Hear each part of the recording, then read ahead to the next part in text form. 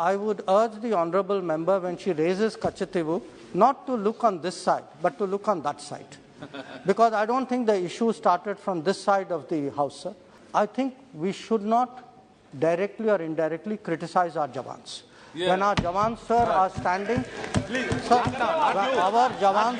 our Jawans are standing, sir, in Yangtze, in Yangtze at 13,000 feet. Yeah. At 13,000 feet, they are standing there defending our border.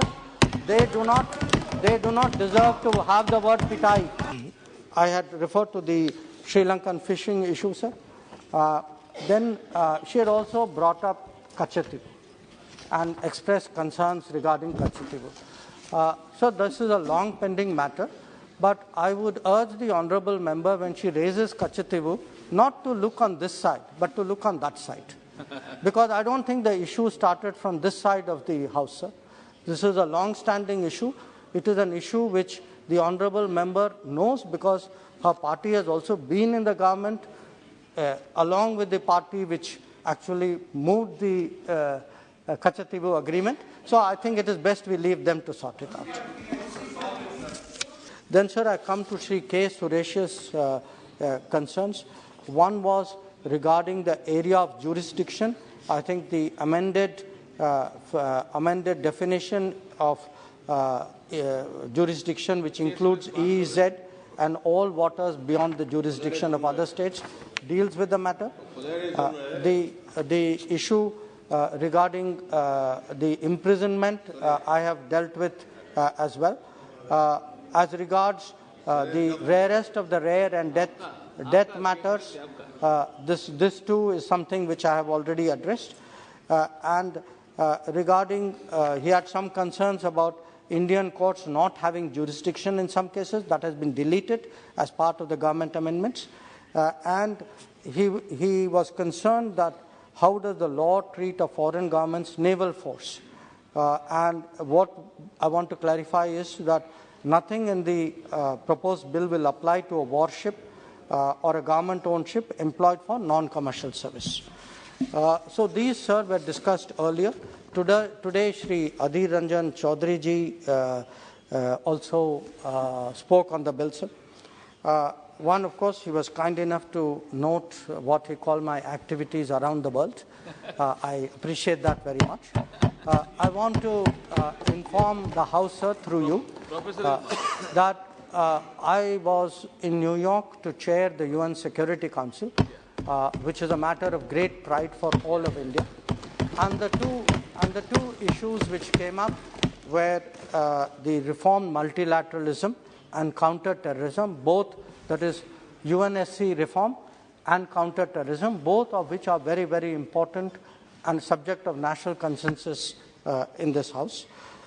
He referred to the G20 issue.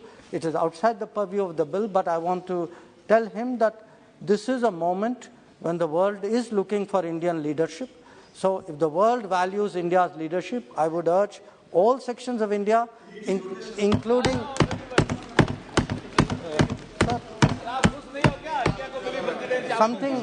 because something is rotational doesn't mean you are not valued. So then, sir,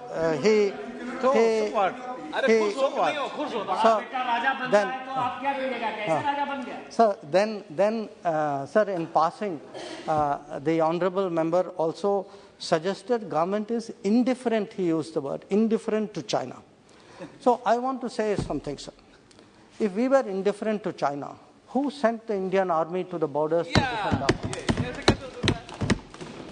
If we were indifferent to China, why are we today pressing China on disengagement and de-escalation? Why are we saying publicly that our ties are not normal?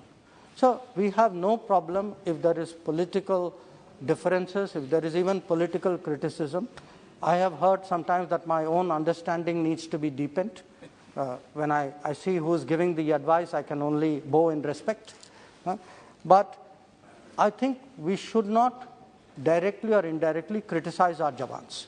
Yeah. When our Jawans, sir, are standing, sir, our Jawans are standing, sir, in Yangtze, please, in Yangtze at 13,000 feet, at 13,000 feet they are standing there defending our border.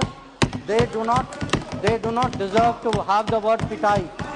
The word pitai should not be used for our jawans, sir. Sir, our jawans are standing their ground, so they should be respected, they should be honored, they should be appreciated. This is not something which is appropriate. So then, sir, let me come come to the bill. One is the penalty, the graded penalties which apply. The graded penalties apply. There's no confusion out here. For certain offences, death can apply. For certain offences, life imprisonment can apply. Certain offences, 10 years will apply. Certain offences, 14 years will apply. The court will decide which of these offences come under which category. Finally, sir, on the bilateral extradition and bilateral arrangement, I think Sri Adhiranjan Chaudhary ji has a very valid point. It is something we have covered under Article 14. I certainly appreciate what he said, that on this issue, the issue of countering piracy, there is a sense of unanimity in the House. So I hope that the entire House will support the bill.